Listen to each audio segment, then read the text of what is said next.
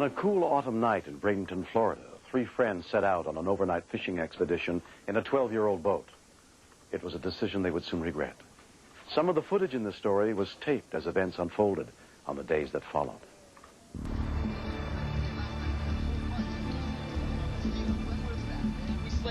On October 16, 1989, Steve Watson, his cousin Brian, and their friend David set out into the Gulf of Mexico to a spot they had fished just 2 nights before, beyond the sight of land. We launched the boat and headed out approximately 20 miles, anchored down, hit rock. Shortly after dropping anchor, Steve realized the boat was in trouble. I noticed that the boat was sitting kind of low when there was a little bit of water. Hey, hang on. I think we're taking some water here. Better check the bilge pump. It's supposed to be an automatic bilge pump, supposed to kick on whenever there's water. The battery's gone dead. Check it out. Hang on.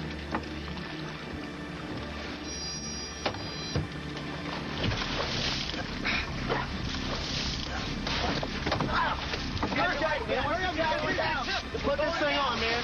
Put this on. Careful, man. Put this on. Oh, no. Yeah. Oh, please. Get the life jacket. Get the life jacket. Get the life jacket. Oh,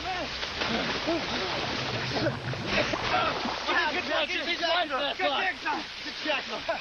Of course, we're scared of sharks, but I really wasn't worried about sharks. I was just worried about being out 20 miles offshore, not being able to see land. We just started searching for lights or any sign of another boat.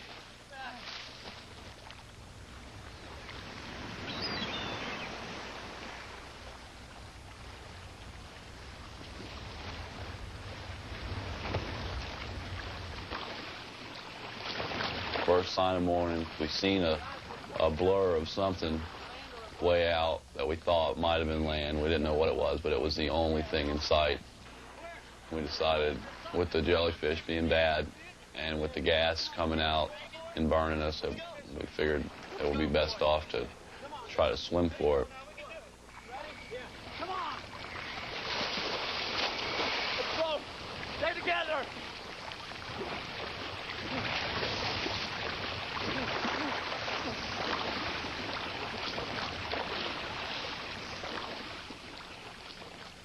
I'm a very panicky person. I like for Stephen to be there, and when Stephen's not there on time, I start to worry. So the minute I woke up and he wasn't there, I was very worried. By 7 a.m. the next morning, Steve's fiancée, Cindy Hooper, called the Coast Guard. Be advised, a 19-foot vessel with 3 persons on board has been reported overdue. So I filled them in on all the information about the boat, and they said that they'd take it from there. Okay, guys, what we're going to be looking for is a 19-foot boat. Lieutenant Mark Feldman was involved in the helicopter search. Naturally, as soon as you go out there, you're all charged up, wanting to find these people.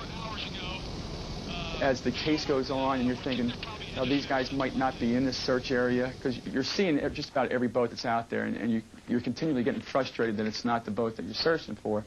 At sea, Petty Officer Tom Botzenhart took part in the search. It's very difficult to spot someone in the open water. It's critical that you try and find some way to maintain your attention. After 4 or 5 hours of searching, the water looks the same everywhere. Back on shore, David's mother waited for any word. When I thought about things happening to David and never seeing him again or having to bury him, I just don't know how I was going to deal with that. I just, it's a child. You can't replace a child. By late afternoon, there was still no sign of the 3 friends lost at sea. A Filipino freighter was in the area when its crewmen spotted something in the water.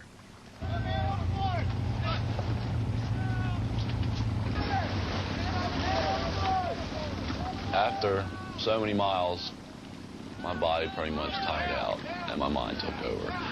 It was just pretty much a will to live. I wanted to live. I knew I was going to live, so it was either make it or die.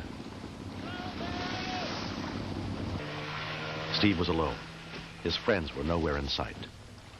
We swam approximately 2 to 3 miles, Dave and Brian started tiring, so they told me just to go ahead without them.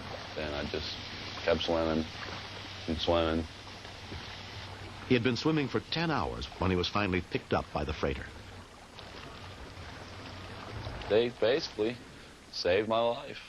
I'm in debt to them forever, really. I mean, if it wasn't for them, I might not be sitting here right now. Weak, he's weak. All right, we got him. All right, got him. Get him over, get him over. I felt terrible that my cousin and my best friend were out there in the water with a good chances of not ever coming back. Is the worst death I could probably think of, to drown or be eaten by a shark. Anything but that. The day that they found Steve, I was sure they'd find David and Brian, and when night came and they didn't find them, I didn't think they would ever find them again. You do get depressed at the fact that why am I out here? The chance of these guys being alive are slim. When we continue. I just was afraid I was going to have to bury him, with or without a body. I didn't know if I'd ever even see his body.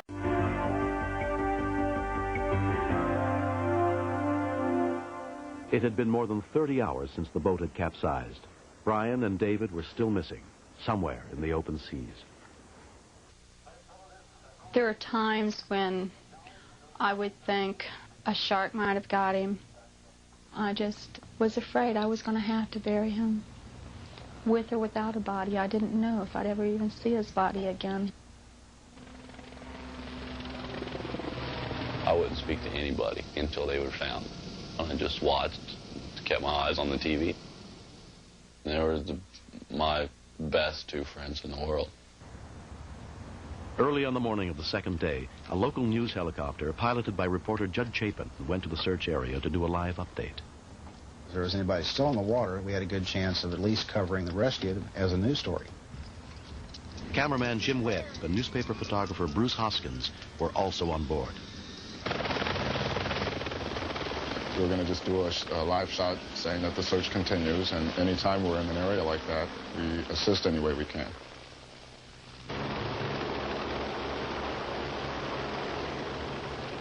Judd and Jim were in the process of setting up their live broadcast, and I was just killing time, and I thought, well, what the heck, you know, I got 2 good eyes, I'll start looking.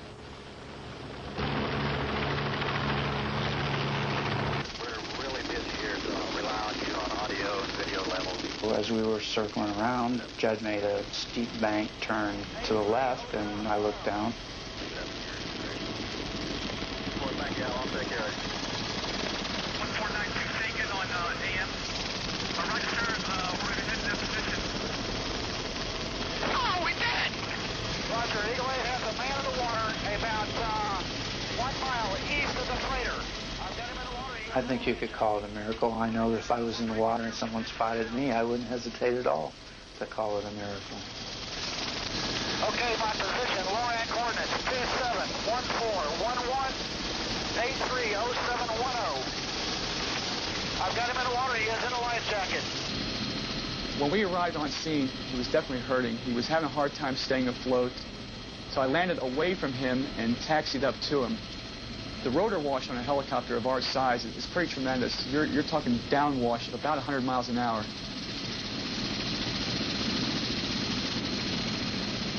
It's very nerve-wracking because that water is no longer water. It's like little needles hitting you. You're in such a intense state of mind of just being out there. You feel very little. You feel like a little speck. You know, you realize how small you are compared to the world and how lucky you are to just really be alive. Me and Brian were together. He started hallucinating and, you know, talking to people, talking to his dad, he thought. And he kept swimming off. I couldn't just sit there and wait for Brian, you know. I was like going crazy, just sitting there, and he's swimming off, and he's losing it, and I just couldn't deal with it. I yelled, Brian, I'm swimming for the ship again. I'm heading for the ship. Brian was still missing. Brian's my firstborn, and I was afraid to answer the phone. I didn't want to hear bad news. And when I would stay glued to the TV, but when it starts to come on, and you're afraid you're going to hear something negative, and it's just the inside of you. It's like it's trying to tear apart. We were celebrating, just patting each other on the back on board the Eagle, and a few minutes later we were thinking, it really would be nice. It really would be real nice if we were the ones to spot the second guy.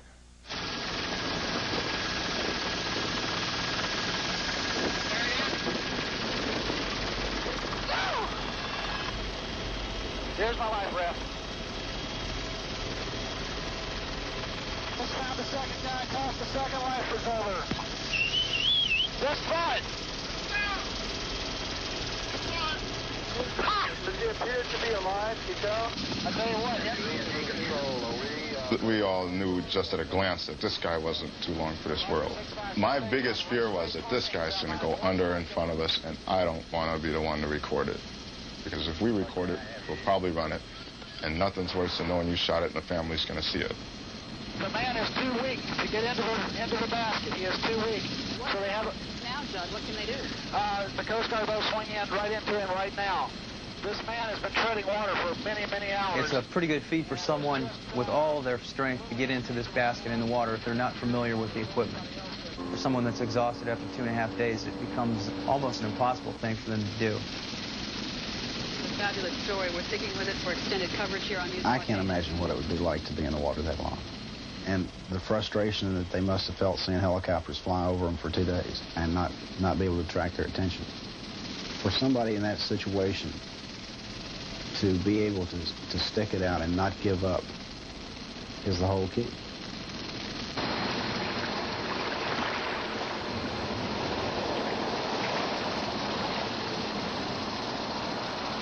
I'd say that they were extremely lucky.